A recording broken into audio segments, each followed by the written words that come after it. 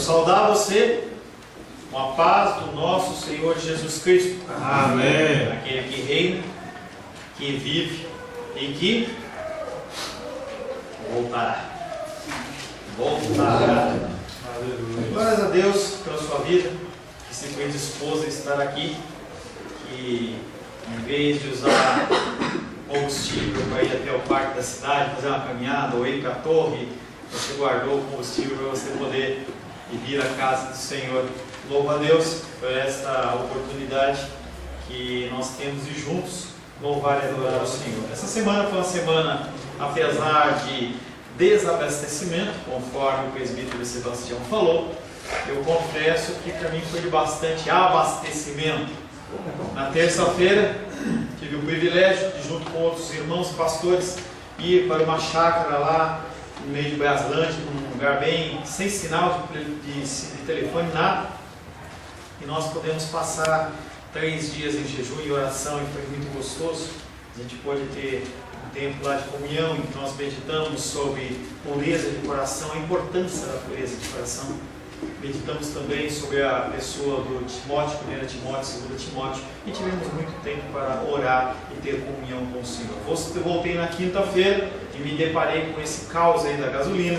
Fiquei com o carro na garagem até sábado, onde o Senhor abriu uma oportunidade, a gente pôde colocar combustível, tanto eu como o presbítero Sebastião. Mas estamos aqui nesta noite, prontos para louvar, adorar e bendizer o Senhor. Não tenho nada a oferecer para você, a não ser a palavra de Deus.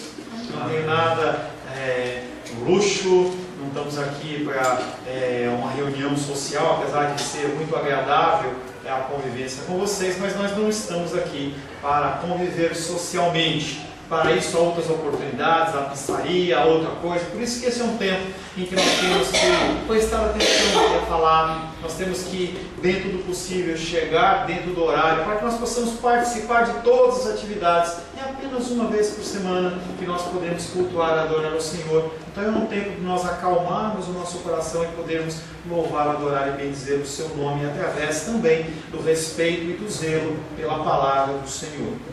Amém. Em nosso último encontro, estivemos meditando sobre o tema Cristo, a vida definitiva. Cada vez mais vivemos em um mundo descartável. Barulho esse. Tem um tuk-tuk aí. Cada vez mais vivemos em um mundo descartável, de embalagens e sacos plásticos. Os eletrodomésticos, eletroeletrônicos e automóveis antes eram feitos para durar décadas. As geladeiras, talvez seja uma coisa inédita assim, por exemplo, um casal novo como a Rayane e o Felipe. Geladeira é para durar 20 anos. Conforme vai fazendo as bodas, o casal, a geladeira ela faz parte, mas não é o que acontece nos dias de hoje. A vida útil de um eletrodoméstico, a vida útil de um utensílio, ela é de 4 anos e olha lá. A vida espiritual não é diferente, pois o nosso pastor, a nossa igreja, os irmãos aos quais nós lidamos todos os domingos, perdem o valor por um simples não cumprimento na volta do culto, no fim do culto, ou simplesmente porque houve uma variação do coração, ou porque o pastor falou algo que não me agradou. Toda aquela jura de amor eterno desaparece. A igreja não é mais alegre, a igreja já não edifica mais, os irmãos também não, e aí eu vou procurar o meu caminho. As coisas elas são descartáveis e os relacionamentos também têm sido descartáveis e têm se desfeito como fumaça no vento. Semana passada, o último versículo que nós meditamos foi João 11:4, que diz: ao receber a notícia, disse Jesus, esta enfermidade não é para a morte, mas para a glória de Deus, para que por ela seja glorificado o Filho de Deus. E na semana passada nós meditamos a respeito desta ideia, como que uma enfermidade, como uma dificuldade, como um revés na nossa vida glorifica ao Senhor. O episódio que nós estamos lendo se inicia com Cristo procurando acalmar os discípulos. O coração dos discípulos ficou abalado quando aquele mensageiro chega e dá recado e Jesus Cristo simplesmente não sai correndo. Cristo procura acalmar o coração dos discípulos, como que justificando a não saída imediata deles em direção ao enfermo. É algo que muitas vezes eu falo com um ou outro. Se agora tocar o telefone e algum parente seu ligar, falar assim, olha, eu estou passando mal, você não vai falar assim, olha, daqui a 1 hora eu estou aí porque eu estou no culto. Você sai desbaratado para você resolver o problema. E não foi o que Jesus Cristo fez, e aqueles discípulos eles ficaram extremamente incomodados. Não há vida fora de Cristo, e todos os relatos bíblicos apontam para essa dependência do cristão com seu Senhor. Tudo é dele, tudo é para ele e tudo é através dele. Nós temos que fixar a nossa fé, a nossa confiança, o nosso entendimento em Cristo. Nossas lutas e dores não estão no mar do esquecimento. Você não está abandonado. Você não é uma pessoa largada, abandonada à beira da estrada. Não, você não é. Todas as dificuldades que nós passamos estão perante os olhos do nosso Senhor. Amém. Amém? Glórias a Deus. As nossas dúvidas, para as nossas dúvidas, uma resposta. E o Senhor, Ele me deu esse versículo para que você acalme. Ele fala para mim e para você em relação às nossas dificuldades. Salmos 46, verso 9 e 10. Ele põe termo à guerra até os fins do mundo. Ele quebra o arco e despedaça a lança. Ele queima os carros no fogo. E aí o Senhor completa no Salmo 46, verso 10, dizendo: aquietai-vos e sabei que eu sou Deus. Então Deus fala, acalma o coração. As nossas dificuldades, elas não estão abandonadas nem largadas, mas estão nas mãos do Senhor. Aquietai-vos e sabei que eu sou Deus. Sou exaltado entre as nações, eu sou exaltado na terra ou em toda a terra. A palavra de Deus tem como título hoje: Cristo se move no tempo de Deus. Cada vez mais nós observamos nas igrejas as pessoas querendo definir a hora de acontecer as coisas. É algo extremamente estranho a pessoa ela se dizer cristão, entender esse Deus que é pregado, que é o da palavra de Deus, que nós hoje pela manhã estivemos falando um pouco dele, esta grandeza, essa imensidão, e a pessoa ela achar que ela pode pôr tempo na ação de Deus, em que ela pode chegar e falar: vá, faça, não quero agora, eu faço quando eu quero. Parece que é uma ilusão, mas Cristo, Ele só se move no tempo de Deus, e nós como filhos, nós também temos que se mover apenas no tempo de Deus. Quero convidar você a abrir a palavra de Deus no Evangelho de João, capítulo 11.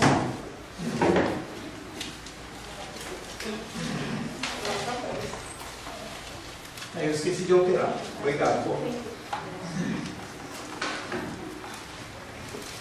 Enquanto você acha, vi alguma coisa bem interessante enquanto estava sendo ministrado louvor. E eu vi com... esqueci os nomes deles. Gabriel e Rafael. Eu fiquei ali olhando, e aí quando o culto começou, o louvor começou, vocês espontaneamente levantaram, glórias a Deus por isso. E conforme a Lourdinha ia ler os versículos, eles pegavam a Bíblia e iam olhando. Algo que eu só reparei na vida deles. É algo interessante, é algo importante, porque nós temos que testificar do que está sendo falado todo o tempo. Então, tem os dois como exemplo, e sempre que possível, Lourdinha, fale mais pausado, porque está acostumado a você falar e já ler, né? Fale, espere, para que as pessoas, se assim o desejarem, possam acompanhar. É uma coisa que pode ser positiva para nós, tá? Evangelho de João, capítulo 11, nós vamos ler do verso 1 em diante. Evangelho de João, capítulo 11, verso 1 em diante. Assim diz a palavra de Deus: estava enfermo Lázaro de Betânia, da aldeia de Maria e sua irmã Marta. Esta Maria, cujo irmão Lázaro estava enfermo, era a mesma que ungiu com bálsamo o Senhor e lhe enxugou os pés com seus cabelos. Mandaram, pois, as irmãs de Lázaro dizer a Jesus: Senhor, está enfermo aquele a quem amas. Ao receber a notícia, disse Jesus: esta enfermidade não é para a morte, e sim para a glória de Deus, a fim de que o Filho do homem, o Filho de Deus, seja por ela glorificado. Ora, amava Jesus a Marta e a sua irmã e a Lázaro. Quando, pois, soube que Lázaro estava doente, ainda se demorou 2 dias no lugar onde estava. Depois disse aos seus discípulos: vamos outra vez para a Judeia. Disseram-lhe os discípulos: Mestre, ainda agora os judeus procuravam apedrejar-te, e voltas para lá? Respondeu Jesus: não são 12 as horas do dia? Se alguém andar de dia, não tropeça, porque vê a luz deste mundo. Mas se andar na noite, tropeça, porque nele não há luz. Isso dizia, e depois lhes acrescentou: nosso amigo Lázaro adormeceu, mas eu vou despertá-lo. Disseram-lhe, pois, os discípulos: Senhor, se dorme, estará salvo. Jesus, porém, falava com respeito à morte de Lázaro, mas eles supunham que ele tivesse falado do repouso do sono. Então Jesus lhes disse claramente: Lázaro morreu. Palavra do Senhor, amém? Senhor, em nome de Jesus, queremos agradecer ao Senhor por mais uma vez termos o privilégio de lermos a Tua Palavra. Agradecemos a Ti, porque a Tua Palavra é viva e eficaz, e ela fala aos nossos corações. Queremos louvar, adorar e bendizer o Teu nome nesta noite, ouvindo e entendendo. Por isso pedimos que o Teu Espírito Santo seja sobre nós, nos dando entendimento. Coloco a minha vida mais uma vez nas Tuas mãos, pedindo a Ti que o Senhor me utilize como instrumento da Tua vontade e que me impeça de trazer qualquer coisa que não seja da Tua Palavra. Consagramos a Ti, em nome de Jesus. Amém. Amém. Glórias a Deus. Cristo se move no tempo de Deus. Os 2 primeiros versículos que nós vamos meditar está em João capítulo 11, na sequência que nós estamos estudando. João 11, capítulo 11, versos 5 e 6. Ora, Jesus amava Marta e sua irmã e Lázaro. No entanto, mesmo sabendo que Lázaro estava doente, permaneceu ainda 2 dias no lugar onde se encontrava. Você vai achar bem interessante a exposição desta noite, tem muitas coisas interessantes. É dado o complemento do verso anterior, de João 11, 4, em que, apesar da sua demora em partir, havia amor por parte de Jesus perante a situação de dificuldade. Perante a sua luta, perante a sua dificuldade, perante a aparente demora de Deus em agir, Deus está demonstrando amor pela sua vida. É fácil? Não é fácil. É verdade? É verdade. Descreve-se então a relação de Jesus com o grupo dos irmãos. As irmãs tinham afirmado o amor de Jesus pelo enfermo. Nós vimos isso lá em João 11:3. Se tinha descrito a demonstração de afeto de Maria para com Jesus. João 11:2. Agora, abrangendo os 3, se apresenta a resposta de Jesus a essa manifestação de amor. Até agora, está só aparecendo o que as pessoas sentem por Jesus. Se falou de Marta, se falou de Maria e se falou de Lázaro. Diferente dos demais versículos, se omite o nome de Maria, antes em primeiro lugar. João capítulo 11, verso 1 e 2, o nome de Maria, ele era aquele que aparecia. Agora, abrangendo os 3, se apresenta a resposta de Jesus para eles. Esta resposta é uma resposta que a figura de Maria, ela não aparece. A mudança dessa ordem, ela quer apresentar que Deus ele não está se referindo a uma pessoa em especial, mas ele trata do grupo. Mais uma lição para você: não há uma pessoa melhor, não há alguém mais especial, não há alguém mais ungido, não há alguém mais espiritual do que o outro. Mas pastor, a sua oração é uma oração forte. É igual a sua. Mas pastor, você ora mais. O meu relacionamento com o Senhor, ele não demanda da minha patente de ser pastor, e sim porque eu me dedico em oração ao Senhor.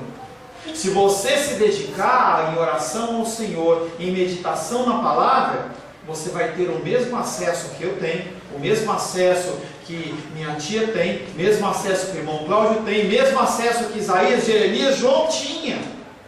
É algo que não é vedado, no sentido de que uma pessoa ela é mais santa do que a outra. Então, primeiro a pessoa ela é beata, depois ela passa a ser santa. Não existe este contexto. E esse versículo que nós estamos falando, ele fala exatamente sobre isso. Todos que são iguais para o Senhor. Aleluia. Aleluia. Romanos capítulo 2, verso 11.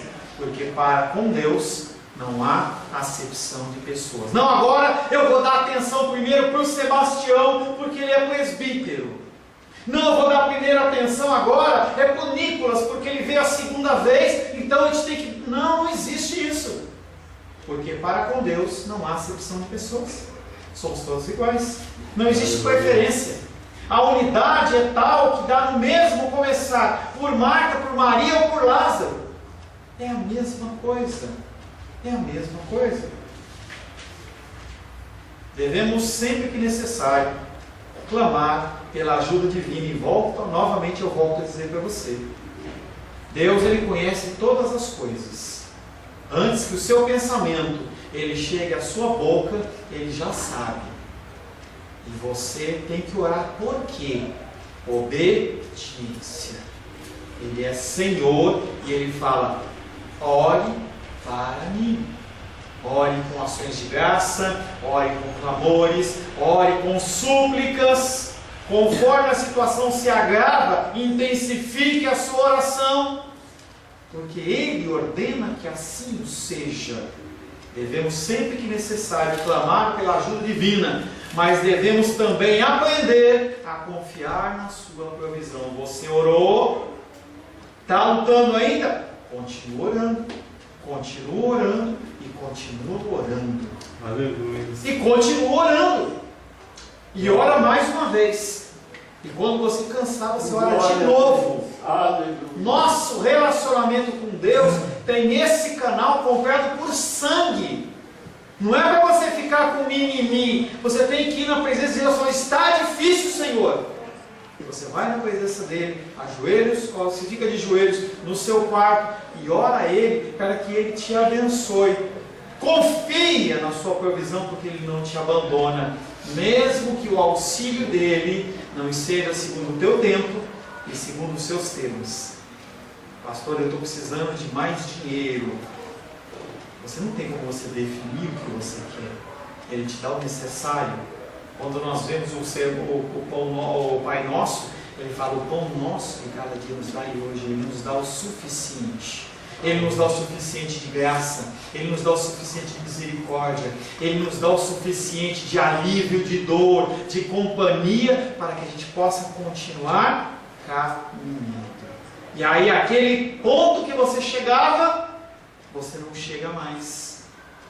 Aquele nível de depressão, aquele nível de dor, aquele nível de dificuldade, você chega perto e não chega nele, porque o Senhor ele já derramou uma porção a mais de graça e você subiu um degrau. Ainda sofre, ainda há dor. Não há medição entre a minha dor e a sua dor. Não tem como a gente quantificar. Às vezes um pequeno corte no dedo, para mim é um mundo, e para você não é nada. E nós temos que saber respeitar a dor das pessoas. E nós temos que entender que Deus, Ele faz o tempo e o momento correto.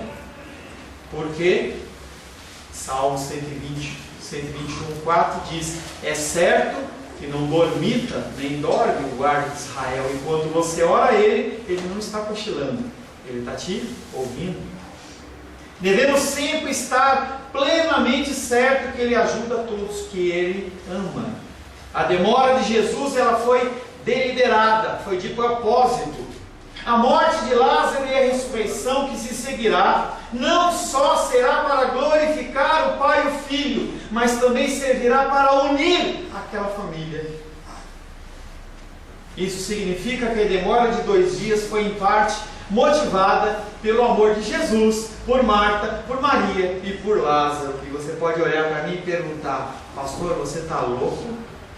Como pode ser isso?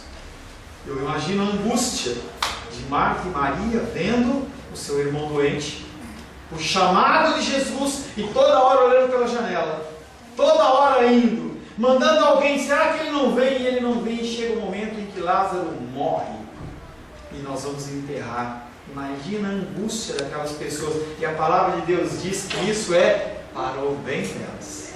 Como pode ser isso? Quero que você entenda que nós vamos começar a analisar a palavra de Deus. Eu quero que você preste atenção. Primeiro, a mensagem que Lázaro estava doente levou quanto tempo para chegar até Jesus? 1 dia. Da cidade de Betânia até o lugar onde Jesus estava, demorou 1 dia de viagem. Tá? Quantos dias Jesus Cristo ficou até responder? 2. 2 mais 1? 3. E aí Jesus, ele fala: vamos. Quando ele fala vamos, mais 1. Quantos dias? 4 dias. João 11:17. Chegando Jesus, encontrou Lázaro já morto há quanto tempo? 4 dias. Quando que Lázaro morreu? Quando o mensageiro saiu para avisar Jesus. Adiantava Jesus sair correndo? Não adiantava.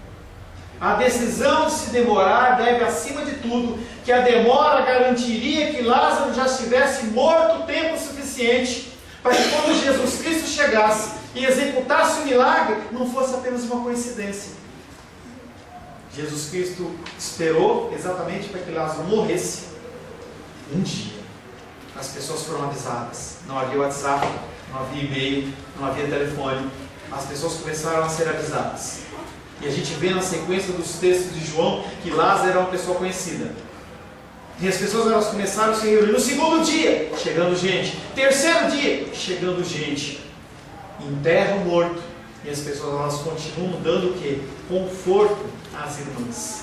Quando Jesus Cristo chega gente. Não havia a possibilidade de ninguém falar: foi uma coincidência. Ele não estava morto, não. Ele estava morto e enterrado.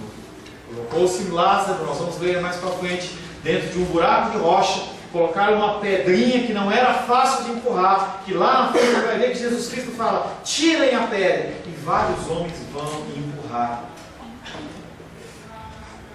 Com sua demora se cumpriu o tempo do Pai, e posteriormente a família mais e mais se fortaleceu. Algo que foi verdade também na vida de Jó, que após as suas lutas e após perder quantos filhos, Edilene? 10. É que um dia eu errei e a Edilene me corrigiu. Quando eu falar algo errado, me corrija. Eu estava saindo aqui, minha filha me chamou a atenção. Me corrija, não tem problema nenhum. Porque eu não consigo, não continuo repetindo o erro. Jó perdeu 10 filhos, perdeu todos os seus bens e ainda ficou totalmente enfermo. Só que a história de Jó não estava pautada apenas na vida de Jó, estava na vontade de Deus.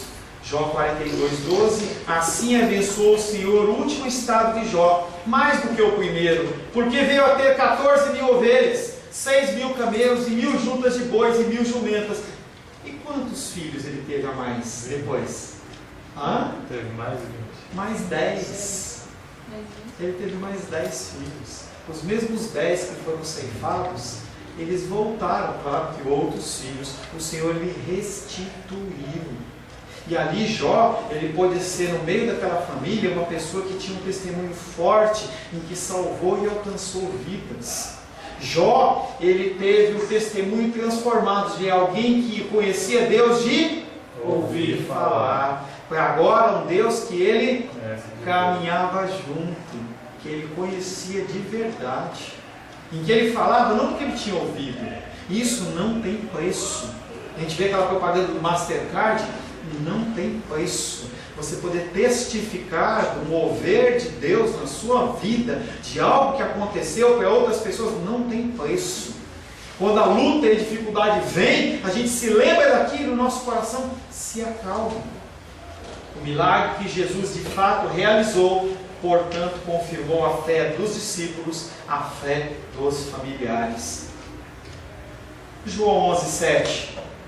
Só depois disse aos discípulos: vamos outra vez para a Judéia. Só depois. Jesus, ele escolhe o seu momento. A sua ação ocorre conforme a vontade do Pai, não a vontade de Marta, não a vontade de Maria, não a vontade de Lázaro, não a vontade dos discípulos, mas a vontade de Deus.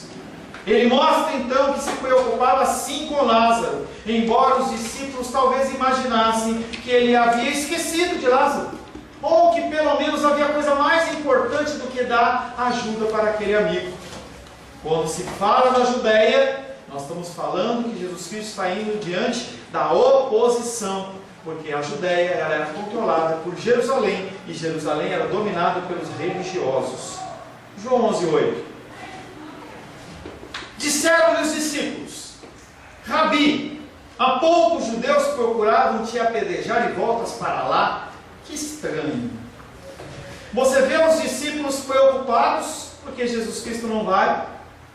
O diálogo de Jesus Cristo com aqueles homens mostra que eles estavam meio ressabiados, do tipo: se for comigo, quer dizer que Jesus Cristo não vai me acudir? Algo que a gente vai ver mais à frente, quando eles estão no barco, que a tempestade bate: Jesus, você não vai nos salvar? E aí quando Jesus Cristo fala: vamos outra vez para a Judéia, aqueles homens mostram o que havia no coração deles: medo.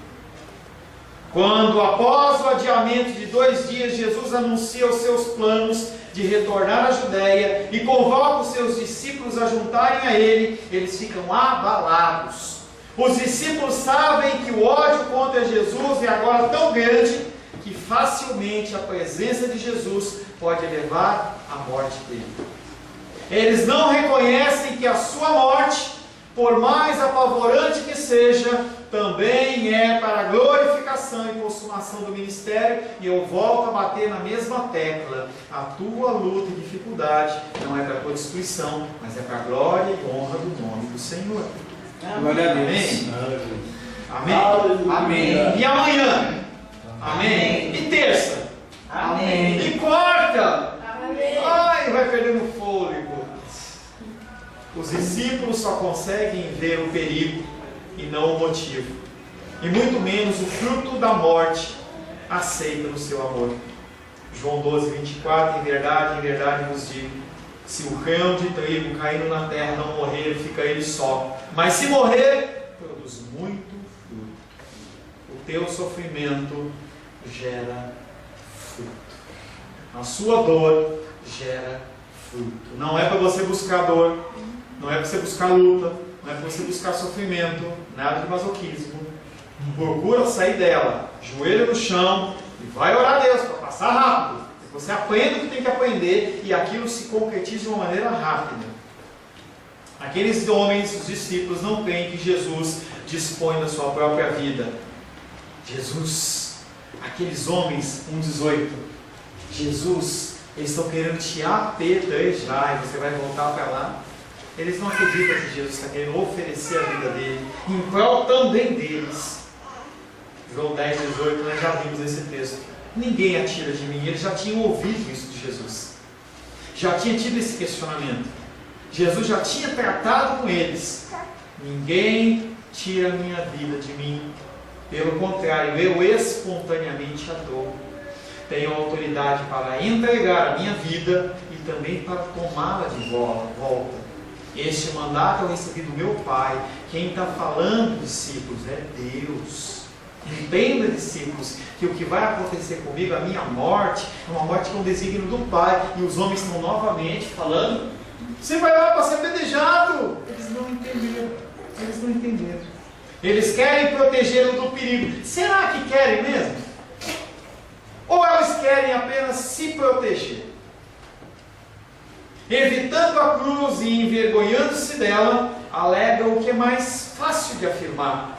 Quando você está perante uma luta e dificuldade, a coisa mais fácil que tem é você querer afastar da cruz. Não quero mais esse Deus. Eu não quero mais essa luta. Eu não quero mais essa dificuldade. Aqueles homens, eles estão apenas procurando uma desculpa para não passarem pelo terror da morte. Se vão matar Jesus, imagina para a gente o que vai acontecer. O mesmo sucede todos os dias com muitas outras pessoas. Conversava com o presbítero Sebastião hoje.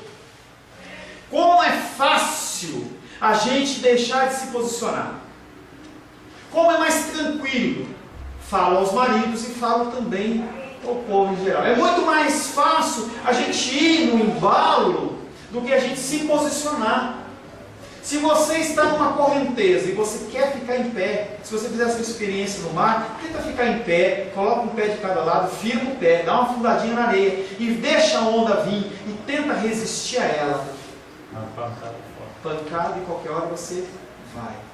Principalmente porque os nossos pés estão firmados aonde? Na areia. E se está na rocha? Negativo. Se você estiver numa rocha firme, aquilo não vai te abalar, não vai te movimentar. E as pessoas, elas têm essa facilidade de abrir mão da missão de Deus. É muito fácil para mim, como marido, abrir mão da missão de cuidar da minha esposa. Porque quando eu me dobro ao que ela quer, o que acontece? Ela dá sorriso, ela fica bem. E quando eu falo alguma coisa que é errada, como qualquer ser humano acha ruim. Quando eu sou repreendido, eu também acho ruim. E a posição mais fácil é como a dos discípulos. Tentar o quê? Se afastar do que é que nós temos que cumprir. Não faça isso. Não faça isso. Aqueles que, movidos pelo medo da cruz, se esquivam de cumprir o seu dever, rapidamente buscam justificativas para disfarçar a sua covardia. Quando você não se posiciona, você é covarde. Você é covarde. Porque quando você faz isso, é como se você estivesse roubando de Deus a obediência que você deve a Ele. João capítulo 11, verso 9 e 10, os dois últimos versículos de hoje. Respondeu Jesus: não tem o dia 12 horas? Se alguém andar de dia, não tropeça, porque vê a luz deste mundo.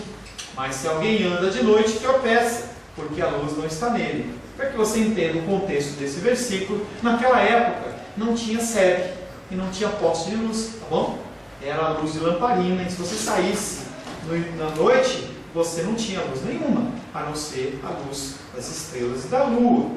Nos dias antes de existirem relógios como os nossos precisos, romanos, judeus e todos os povos, eles dividiam o período do dia em 12 horas, que portanto variava em uma extensão dependendo da estação. Se você estivesse no inverno, o dia era mais curto.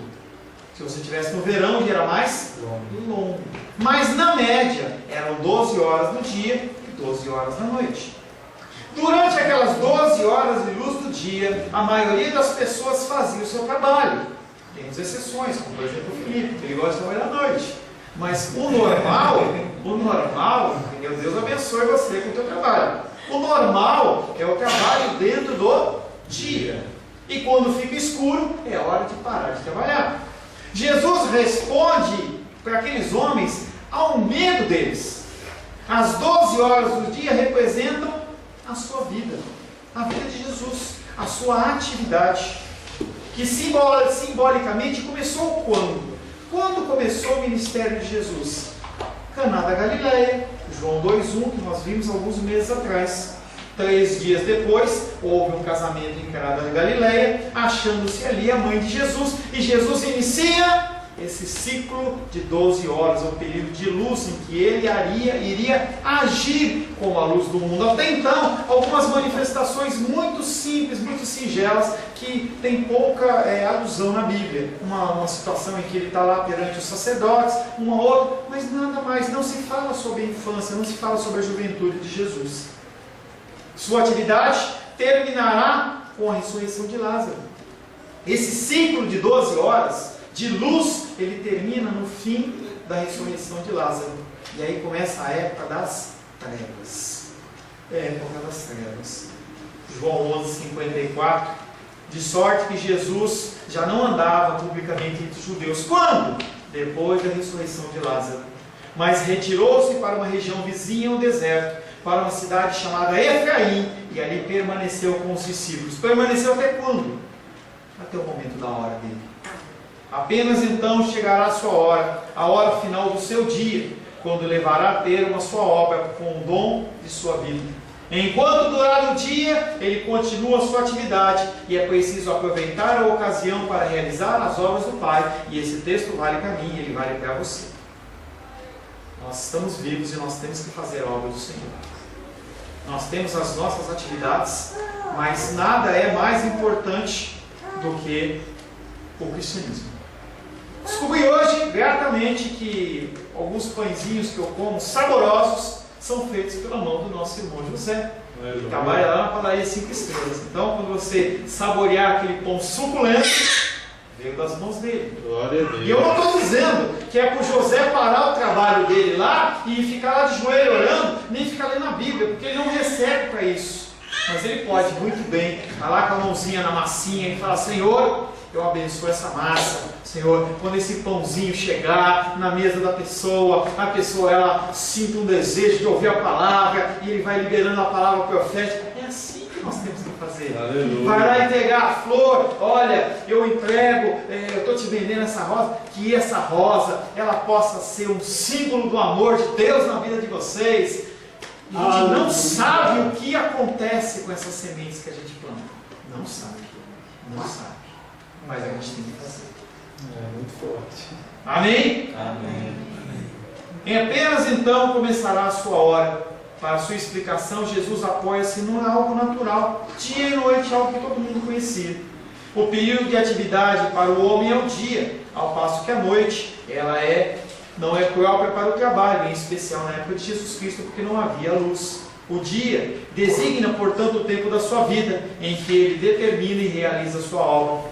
A luz expressa a possibilidade de trabalho para Jesus, e assim a noite significará a cessação de sua atividade, e haverá um tempo em que você não poderá mais falar e fazer as coisas do Senhor. Não haverá. Se você conhecesse a minha tia 10 anos atrás, não precisa ir tão longe, vamos colocar 10 anos atrás, você ia ver uma pessoa com muito mais saúde, uma pessoa que viajava para outros estados, pregava o Evangelho, levava missionários para visitar casas, saía andando o dia inteiro no Guará, visitando, não parava. Estou mentindo? Houve o tempo em que foi o tempo dela fazer isso. Hoje o tempo dela é um tempo de intercessão e oração. Mas agora tem pessoas aqui, por exemplo, na nossa igreja, que podem fazer esse ministério. Aleluia. E nós devemos fazer esse ministério. Não espere você chegar na idade de 70, 80 anos, para você falar assim: agora eu vou pregar o Evangelho. Ou quando eu estiver aposentado, eu vou pregar o Evangelho. Negativo. O nosso ID é um ID para o dia, para cada momento em que nós caminhamos. Aleluia. João capítulo 13, verso 21 e 30. Jesus Cristo, no fim, ele reúne os seus discípulos. Judas, ele estava extremamente incomodado. E ele chegou para os sacerdotes e foi lá e negociou a vida de Jesus. Entenda que Judas, ele era uma pessoa que estava naquele contexto, mas ele queria um Messias reacionário.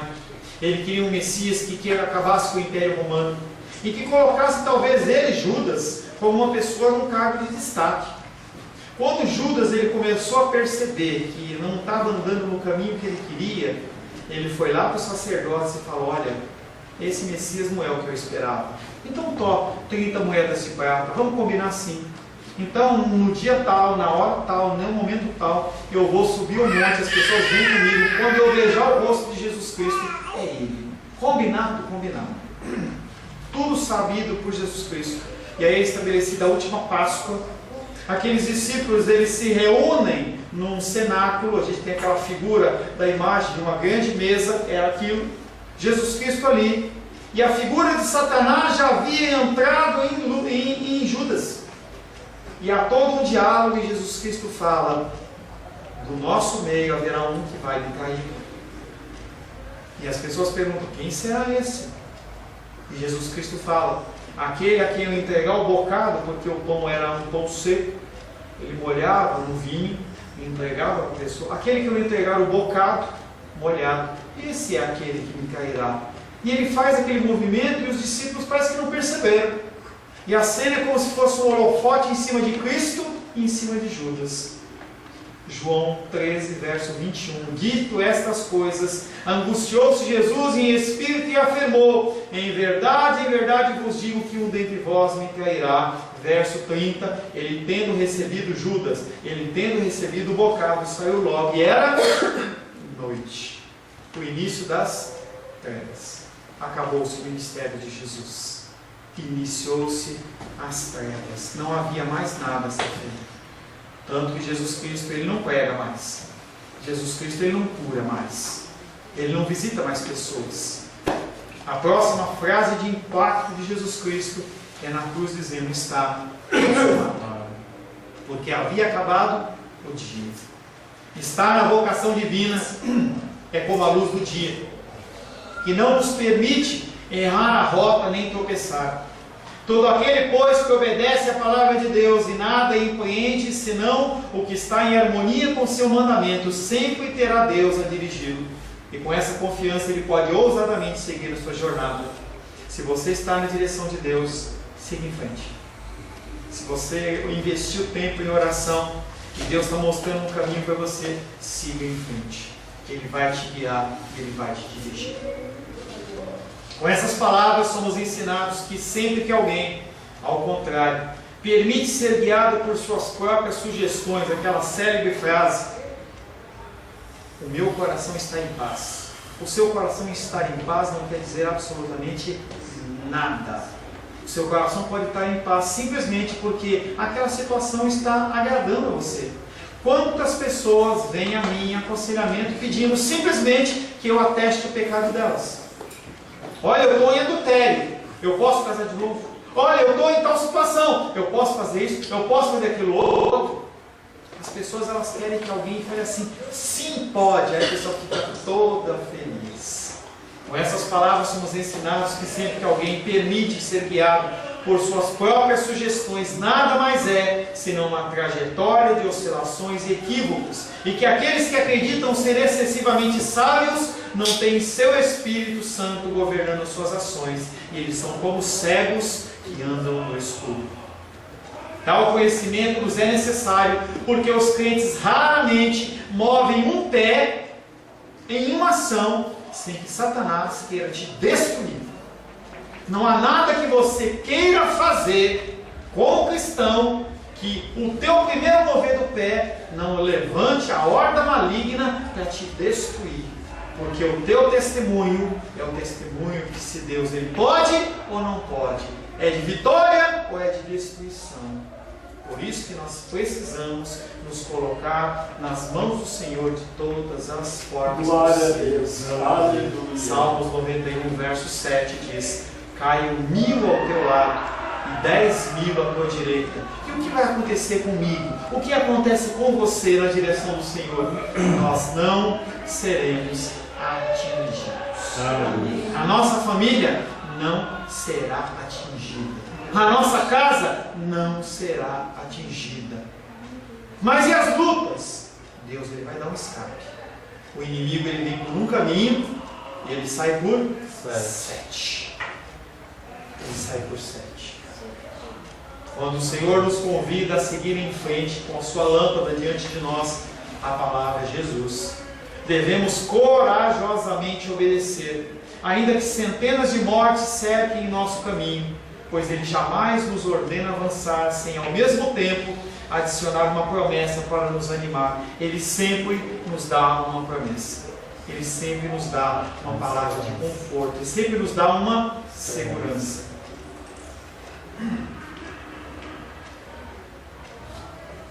Ainda que centenas de mortes cerquem o nosso caminho, Ele jamais nos ordena avançar sem ao mesmo tempo adicionar uma promessa para nos animar, de modo que podemos nos convencer plenamente de que tudo quanto empreendemos, que está de acordo com a sua vontade, de acordo com a sua palavra, não se frustra, não dá atrás, não dá erro. Não dá erro. Eu tenho um projeto no meu coração, é um projeto que eu levantei há mais de um ano atrás. em que o Senhor ele tem agitado o meu coração. É algo que humanamente é meio que impossível. Tem um pastor amigo nosso que ele passa muitas outras dificuldades no ministério. Ele é muito oprimido no ministério. E há 2 anos atrás, aproximadamente, 1 ano e meio, 2 anos atrás, aquele homem ele expressou a sua dificuldade. Homem de Deus, desejoso de pregar o Evangelho. Casado, com dois filhos. E naquele momento eu falei assim para ele assim, olha, eu orei a Deus, e Deus ele me deu um ok. E eu vou te ajudar, você pode sair desse ministério que de alguma maneira eu vou te ajudar a sustentar. Nós vamos abrir uma obra para você poder tocar o trabalho. E o contexto nosso de vida é isso. Tá? O contexto nosso de vida é isso. Naquele momento, aquele homem ele se sentiu, humanamente falando, temeroso, e encontrou toda uma situação perante a casa dele e ele deu um passo atrás. Voltei a falar com ele, um amigo grande meu, nesse retiro ele foi extremamente exortado sobre um posicionamento e eu retomei esse diálogo com ele, com Deus. Falei com a minha esposa, que eu não sei se eu tive um sonho ou se eu tive um desejo, uma visão, não sei te dizer. Mas eu lembro que a cada um de vocês eu chegava em particular e eu perguntava, além do seu dízimo, quanto você pode colaborar para que a gente possa manter essa obra aberta? E aí cada um ia falando um valor. E eu lembro que foi bem claro que eu compartilhei com a minha esposa. Eu falei assim, olha, do meu dízimo eu dou mais R$200, que excede, quase que eu dobro o meu dízimo. E as pessoas elas foram muito solícitas. E eu sei que isso é um projeto no meu coração que você também, eu peço que você olhe. É algo que se for realmente de Deus, Deus vai dar condição. A gente vê igrejas enviando missionários com muito menos renda na igreja do que a nossa igreja. E eu creio que independente de cadeira vazia, banco vazio, nós não temos a nossa fé medida no número de pessoas. Deus pode sim, de uma hora para outra, prosperar as pessoas para que isso possa ser verdade. Por enquanto, está em balão de ensaio de oração. Mas saiba que se o Senhor profetizar no meu coração, eu vou falar com você. E eu quero que você desde já esteja orando por isso, porque nós temos que dar apoio, suporte àqueles que querem pregar o Evangelho verdadeiramente. Amém. Senhor, em nome de Jesus, nós louvamos, adoramos e bendizemos o Teu santo nome. Agradecemos porque o Senhor não se move segundo a nossa vontade, segundo o nosso querer, mas o Senhor tem o Teu tempo certo. O Senhor se move, Pai, através da vontade do Pai. Nós, como Teus filhos, nós, como Teus servos, também queremos colocar a nossa vida mais uma vez nas Tuas mãos, pedindo ao Senhor que o Senhor nos guie e nos direcione. Que nós possamos, Pai, que nessa semana que se inicia, ser guardados e protegidos, que o Senhor possa orientar todos os nossos caminhos e que o Teu nome seja glorificado. Em nome de Jesus. Amém.